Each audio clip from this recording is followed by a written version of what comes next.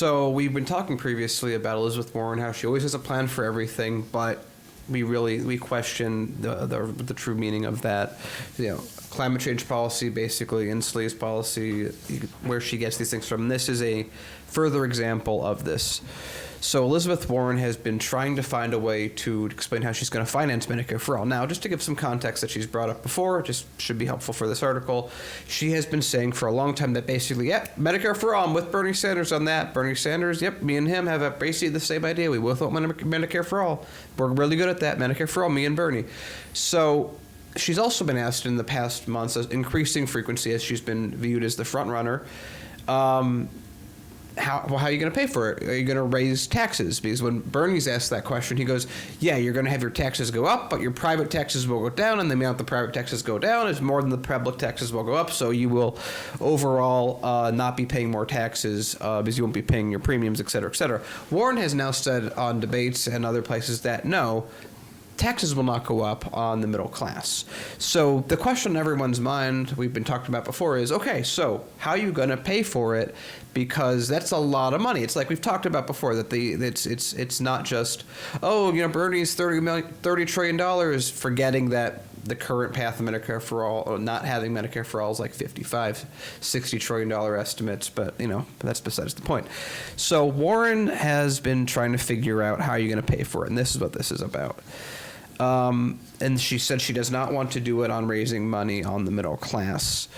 So they have been planning for months, which has annoyed me because she has been acting as if she's had a plan this entire time. Again, she's tied herself almost directly to Bernie Sanders, and we've seen more and more and more that she just doesn't have it worked out yet. And I really wish that she had been consistent and said at the time that she just didn't know how she was going to pay for it, like Bernie Sanders. If she was working on a way to work around, she's not given that up, and now it's kind of coming to light because they're still saying it's going to be weeks and weeks away from them having an answer. But here's what they've been pushing out. They think that they want to raise about $600 billion on taxing businesses, do a 3.75% sales tax on non-necessities that exempt low-income households, raise an additional $200 billion from that, a 0.38% tax on wealth above $1 million, which would raise $200 billion. And then by reducing costs, but everyone that does Medicare for All already factors in that they are reducing costs.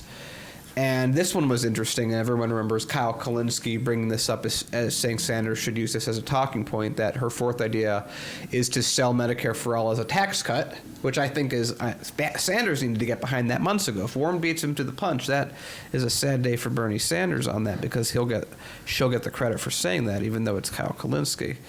But the article just keeps going on in this basic kind of way of saying basically the same things over again, that she has ideas of how to pay for it. She doesn't know what they are, but she doesn't want to raise taxes on middle-class people, and she's kind of stuck in this corner because she's overall doing things that raise much less money than Bernie Sanders does, and she wants to do sort of similar programs that have like Bernie Sanders says, I want to reduce and eliminate all medical debt. I want to reduce all tuition debt. And Warren's like, I'm going to do this amount for these people, this amount for these people. So it's slightly less, but she's raising way less money.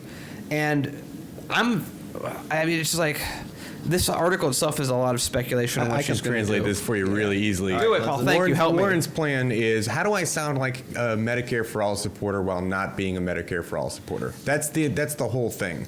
Because, if you look at, so these things rhetorically about how Sanders might present his plan in a more punchy way, like Kulinski saying, you should say it's actually a tax break.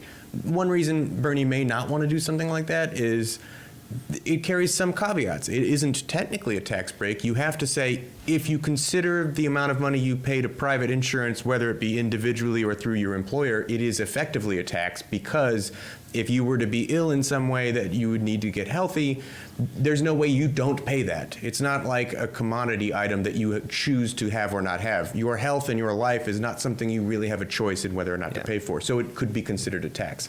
The other way, and I think the better way, and I had a lot of thought about this, the better way to consider this is the way Jimmy Dore does. And that is when you're presented with questions about how are you going to pay for it and our tax is going to go up, you just got to look at the questionnaire and say, I think you are deliberately paid to not not understand how this works, because everyone understands how this works. It's not that complicated. Yeah.